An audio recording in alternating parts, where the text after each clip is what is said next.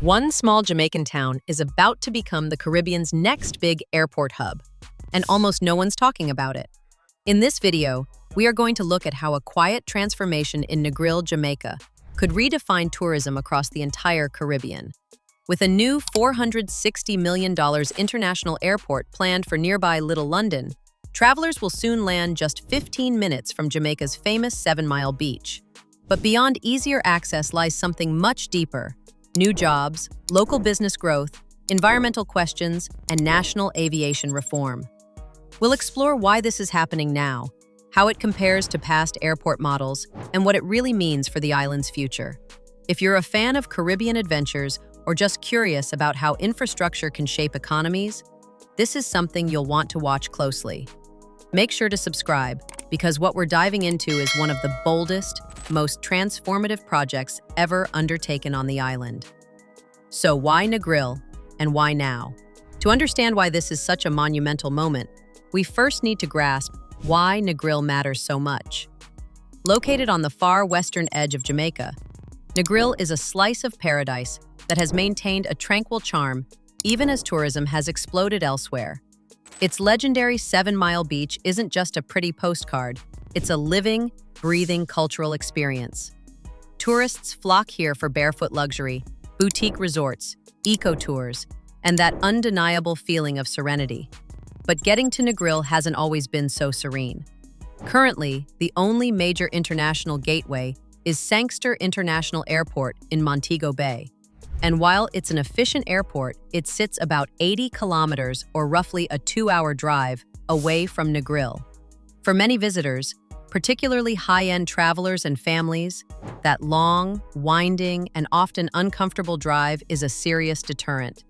And for local entrepreneurs and residents, it limits growth. Now enters the new international airport. Set to be built in Little London, only 15 to 20 minutes from Negril's main hotel strip, this airport is expected to erase that lengthy post-flight journey. Jamaican Transport Minister Darrell Vaz confirmed that by mid-2025, the master plan is complete, the site has been chosen, and initial groundwork has already begun. The vision is clear: to position Negril not just as a quiet escape, but as a world-class destination with seamless access. So, why is this happening now? The answer is simple: demand. Sangster International Airport, located in the bustling resort town of Montego Bay, is operating beyond its intended capacity. Every year, it handles nearly 5 million passengers, many of whom arrive during a narrow midday window, creating intense bottlenecks and crowding. Although there are already plans underway to expand Sangster, the reality is that Jamaica's booming tourism industry is growing far faster than the country's aviation infrastructure can accommodate. The demand for smoother, more efficient travel experiences is outpacing supply, and something has to give. Meanwhile, over in Negril, the situation is even more pressing. The area's current airport, if one can even call it that, is a small, outdated aerodrome, barely suitable for light aircraft. It cannot handle modern commercial jets like the Boeing 737 or the Airbus A320, which are staples of today's regional and international travel. To make matters worse, its location near sensitive, protected wetlands has made it nearly impossible to expand or modernize the facility. For years, this mismatch between high demand and limited infrastructure has held Negril's tourism potential hostage. But now, change is finally on the horizon, and this isn't just about fixing travel headaches. It's about unlocking a new wave of economic opportunity for Western Jamaica. I want you to think of this new airport as more than just a place for planes to land. Think of it as an engine, one designed to drive growth across the entire region. The project's $460 million price tag is being financed through a public-private partnership, which means serious investors are already putting money on the table. Let's take a closer look at how the impact of this new airport will ripple across the region. First, faster and more efficient travel means a significant boost in tourist satisfaction. When visitors can land and get to their destinations quickly, whether it's a luxury resort or a charming guest house, they spend less time in traffic and more time experiencing Jamaica. This enhances their overall stay and increases the chances of return visits. More importantly, it fuels online reviews, social media buzz, and word-of-mouth referrals, all of which contribute to stronger global visibility for Negril and the surrounding areas. Imagine a honeymooner landing in Negril, checked into their resort within the hour, already sipping on fresh coconut water instead of waiting in a taxi queue. Second, this airport represents a major opportunity for local businesses to thrive. It's not only the upscale resorts that stand to benefit. Small roadside eateries, jerk stands, craft vendors, boutiques, and local tour operators will see increased foot traffic and higher revenues. As tourists move around more freely, their spending will touch all levels of the local economy, uplifting both formal and informal sectors. Third, improved airport logistics could revolutionize how local farmers and artisans operate. With modern cargo facilities, they'll gain quicker and more affordable access to export markets.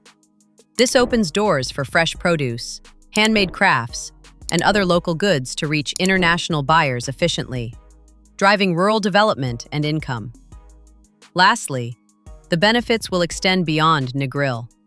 Nearby parishes like Westmoreland, Hanover, and St. Elizabeth, often left behind, will attract new infrastructure investments, real estate interest, and ecotourism ventures.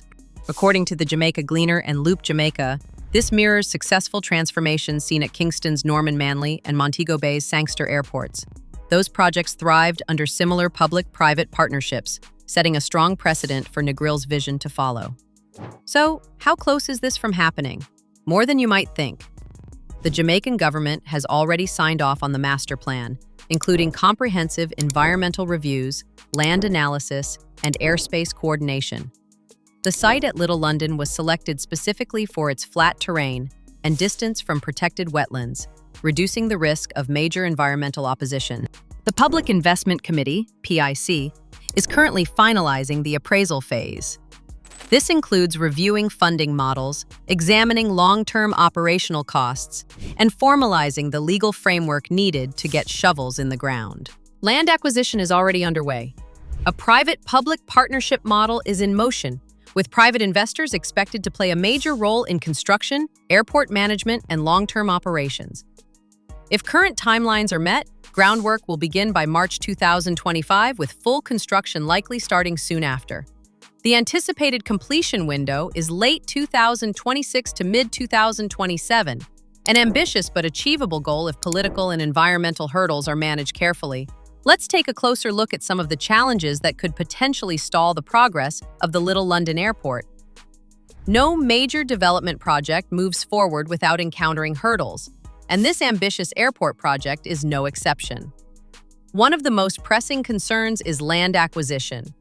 Several private properties, farmlands, and public facilities, including the existing Little London High School, are situated on the proposed construction site. These will need to be relocated, a process that's already stirring tension in the community. Understandably, many residents are worried about losing their homes and livelihoods. One local retiree has made headlines by requesting $10 million in compensation for his property. That claim is currently under review as government officials work to reach fair and timely settlements. Environmental concerns also loom large over the project. While planners carefully selected a location that avoids direct interference with ecologically sensitive areas like the Great Morass, experts and conservationists remain cautious. There are ongoing fears about how construction might affect water systems, disrupt wildlife habitats, or reduce air quality in the region. Detailed environmental impact assessments are currently underway, and the findings from these reports will play a major role in determining how or if construction moves forward. Then there's the issue of bureaucratic delay, a common hurdle in Caribbean infrastructure projects. Everything from permit approvals to land transfer processes can stall timelines. As of August 2025, key studies and consultations are set to conclude by September. But even minor setbacks could push the airport's completion to 2028 or later. Still, if all goes according to plan, Negril could welcome its first international flights within just a few years. What does the Little London Airport mean for the future of travel? I want you to imagine it's 2027, and you've just disembarked from a sleek jet onto Jamaican soil, not in Kingston or Montego Bay, but right in the heart of Negril. In under 30 minutes, your toes are buried in soft sand, the ocean breeze is in your hair, and the island's rhythm begins to soak into your soul. This is the seamless Caribbean experience Jamaica has long dreamed of, and it's closer than ever to becoming a reality. This isn't just a project about convenience. It's a long-term vision that redefines access, spreads tourism benefits beyond the usual hotspots, and encourages equitable economic development. The airport is expected to create thousands of jobs during construction alone, from engineers and architects to electricians and landscapers. Once operational, even more jobs will open up in hospitality, security, retail, logistics, and administration. The broader impact is even more profound. Jamaica's tourism minister, Edmund Bartlett, has been vocal about sustainable expansion. This airport ties into the government's push for more climate-conscious infrastructure. By drastically reducing road travel between Montego Bay and Negril, emissions could drop by up to 16,000 metric tons of CO2 each year. That's not just good for the environment, it positions Jamaica as a leader in green tourism development in the Caribbean. Zooming out, it's clear that the Negril Airport isn't just an isolated upgrade, it's part of a broader aviation strategy to revitalize the entire country's connectivity. The Jamaican government is already in the process of relocating and upgrading Tinson Pen Aerodrome in Kingston to reduce congestion and free up valuable urban land. Additionally, aerodromes in places like St. Elizabeth and Portland are slated for major improvements, designed to boost domestic tourism and inter-island travel.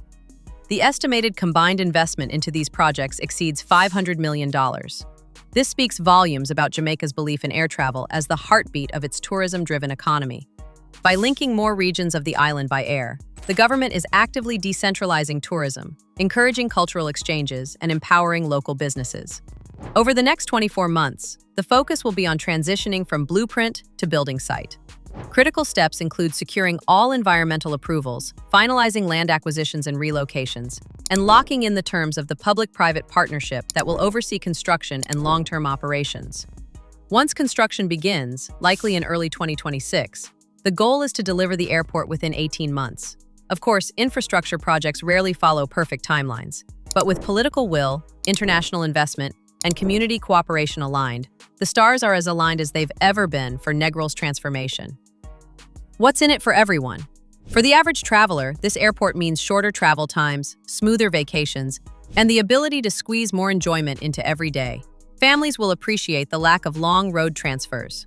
Couples will fall in love with the ease of access, and adventure seekers will be able to explore the island's western coast more efficiently than ever. For local communities, the benefits go deeper. This project is a signal that development is no longer reserved for urban centers. It represents new roads, improved utilities, better services, and training programs that prepare locals for the evolving tourism landscape. And for Jamaica as a whole, it's an opportunity to reposition itself, not just as a sunny retreat, but as an innovative, well-connected, and sustainable destination. It's about branding the country not just by its beauty, but by its efficiency and future readiness. The Little London Airport project represents much more than just a new way to fly into Jamaica. It's a landmark move toward decentralization, regional empowerment, and 21st century tourism. If all goes according to plan, by the end of 2027, Negril will no longer be the paradise that's hard to reach. It'll be the destination travelers remember for being easy to fall in love with, and even easier to get to. So whether you're a jet setter, a Jamaican entrepreneur, or someone who simply loves a good transformation story, this project is one to watch. Like, share, and subscribe to stay updated as Negril's big leap unfolds.